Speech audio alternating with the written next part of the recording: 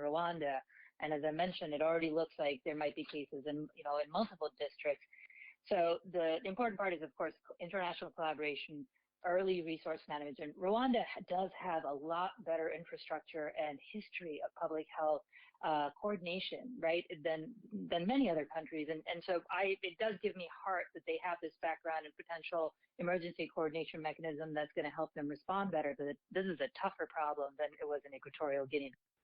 Now speaking to Dr. Nahid Badede, Boston University Centre on Emerging Infectious Diseases. You're with Newsday from the BBC, and Isaac has your sports headlines. This is where Manchester United manager Erik ten Hag said things went wrong for his side against Van der Ven has now got space. Van der Ven racing forward with the ball. He's still got the Tottenham central defender. He's into the penalty area. He pulls it across and Tottenham score. What a run from Van der Ven. And tucked away from point blank range by Brennan Johnson. Yeah, this was 3 minutes into the match in which Spurs would go on to win 3-0. A comfortable victory and a defeat that leaves United searching for answers. Captain Bruno Fernandes was sent off for a reckless challenge. Here's what he said about the performance.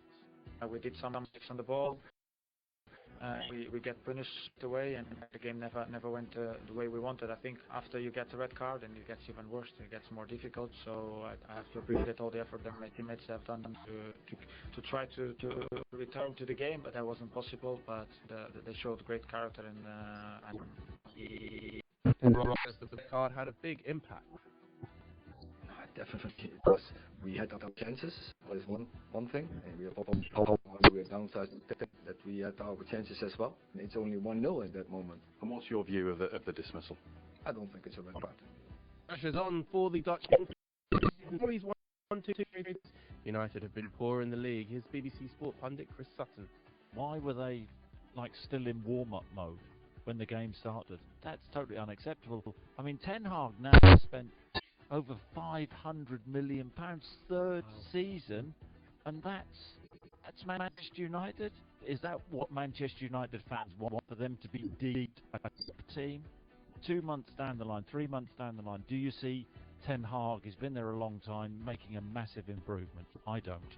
The next 2 games for United could be critical for Ten Hag. They face Porto in the Europa League away, and then they head to Aston Villa next weekend. Head to bbc.com/sport for all your latest sports news. Isaac, thank you. Thanks, Isaac. Next, a BBC investigation has tracked down a British man whom Brazil police accuse of trying to traffic cocaine with a street value of more than $100 million from South America to Europe. Authorities in Brazil believe he hired an innocent crew to sell his yacht across the Atlantic. After 2 weeks of sailing, the yacht developed engine problems, forcing it to stop in Cape Verde, an archipelago off the coast of West Africa. Police there found more than a ton of the drug hidden in secret compartments below deck. Yemisi Adegoke has more. Stand by. A car approaching. Yes. His car is here. Okay.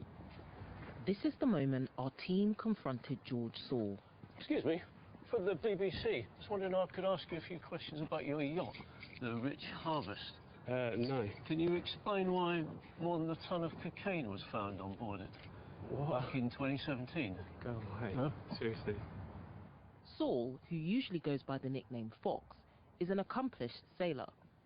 After his yacht, the Rich Harvest, had been renovated in Brazil, he wanted a crew to deliver it to Europe for him. I was so happy. I think every sailor dreams of crossing a large ocean. For me, it was going to be a great adventure and an opportunity to gain a lot of experience. After seeing an online advert posted by a reputable sailing company, Brazilian sailor Rodrigo Dantas signed up. It was supposed to be the trip of a lifetime. Well, my dream was to become a captain and go work in Europe. Daniel Guerra also joined the voyage.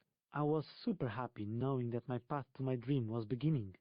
In August 2017, Rodrigo, Daniel and 2 crewmates set sail from Brazil. When we left, there was this wonderful feeling. But it was only the beginning of a nightmare. One of the crew became too sick to work. Cabin fever set in, and the boat's engine failed. They were forced to make an emergency stop in Cape Verde, a small nation of islands off the coast of West Africa. And there, police found over a ton of cocaine hidden inside secret compartments concealed below false floors, installed under water tanks below 2 beds. I felt betrayed. I felt cheated. Like I'd been fooled by someone. I just wanted to run away. I felt that all my freedom was going down the drain. It was one of the country's biggest ever drug busts. And Cape Verde is no stranger to cocaine. The islands are a useful pit stop for smugglers, slap bang in the middle of the sailing route from South America to Europe. The drugs were found on the Rich Harvest. The sailors were arrested, convicted, and sentenced to 10 years in prison. Why didn't they go after Fox? Why wasn't Fox called to testify? He's the main suspect in this whole story. And note the Cape Verde justice system go after him. But authorities in Brazil have been taking a keen interest in Fox. As head of the Narcotics Suppression Unit in Bahia, Brazil, Andre Gonçalves spent months investigating. Since Fox has not yet been found, he has not been tried. But if one day he's found, he can still be held accountable. So, if he's ever located, he still needs to answer to Brazilian justice. Our BBC team tracked Fox down to the city of Norwich in the east of the... You say that you are an international drug trafficker. Well, I'm not. That you masterminded this operation to put a ton of cocaine on the Rich Harvest boat. And Listen, I'm not doing this, so I'm not here. there were 4 sailors, innocent sailors, who went to prison as a result of the drugs that were found on that boat. Guys, this is such a strange... You're walking away. Is that what you do if trouble takes place? The British National Crime Agency tells us there are no current UK arrest warrants for Fox. The Ministry of Justice in Brazil says it's unable to comment on individuals, while the Brazilian sailors have been cleared and had their convictions overturned. Fox hasn't responded to any further attempts to contact him. Yemisi Adegoke with that investigation there. And well, that BBC documentary about that story is presented by Gada Lombo, who's an award-winning rapper from Cape Verde, who also used to be a cocaine addict and so knows firsthand about the impact of the drug on his nation. I've been speaking to him. The way I got into it, it was a sorrow way. Somebody older than I was 9 years old, an adult. Me and another friend, a brother, presented us drugs, presented us marijuana. That's how I got the drugs. And then when I got into cocaine, by curiosity and by irresponsibility of my part. That's how I got into cocaine. But one thing I could tell you, it was very sorrow. It was very, very sad, because when I got into it, it wasn't only me. It was everything that surrounded me. The rock bottom was real, real sad. I'm responsible for the way I got into cocaine, as I'm responsible because I'm out of it today. And you've been off it for 8 years, and which is terrific. When you look around you on Cape Verde, do you see a lot of other people using cocaine? I just wonder how widespread cocaine use is. I don't think it's a Cape Verde thing. It's a global thing. When you look around England, how you look at it. When people look around Netherlands or anywhere in the world today, Cape Verde is like, it's in the middle of the Atlantic Ocean. We're the World Trade Center. We could now with the social media, it's connected. It's an island. It's a lot of pies. Cape Verde is not different than other places. And when I look around me, it is. I can't just give it like a number because there is no studies. But when you look at it naked eyes, it's sad. A lot of young people using. It's been increasing. it's a global thing. You know, we shouldn't just talk about Cape Verde when it comes to the use of any type of drug. I suppose I asked about Cape Verde because in this documentary you look at its role in the global trade. How obvious is it in Cape Verde that it is part of a global trade route where cocaine is smuggled? Yeah, I cannot come right here and say it's obvious that is, because that's something that's because Cape Verde is a poor country. You have more water surface than land surface. You know, maybe things that go over the water, or maybe I'm saying maybe because there's no studies. We don't have that study. Things that go over the water, we probably don't even see it, especially us living here. I wasn't born to be an addict, you know. I wasn't born to use that. You know, I believe in a superior.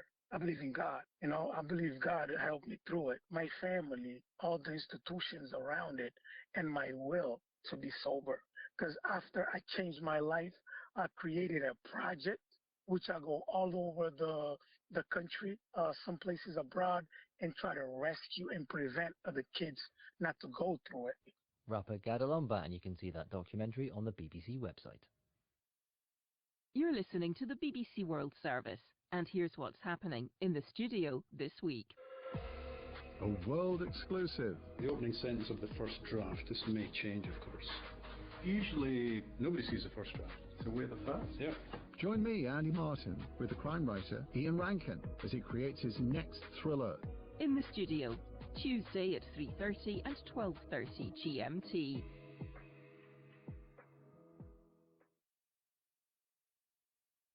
At 7:30 GMT, Business Daily. Today, the next generation of mobile connectivity. It's 5G's new and improved sibling, 6G. If you're in a part of the world with poor or non-existent internet, perhaps things are about to improve, and it's more than just your internet connection that might be about to change. This is the BBC World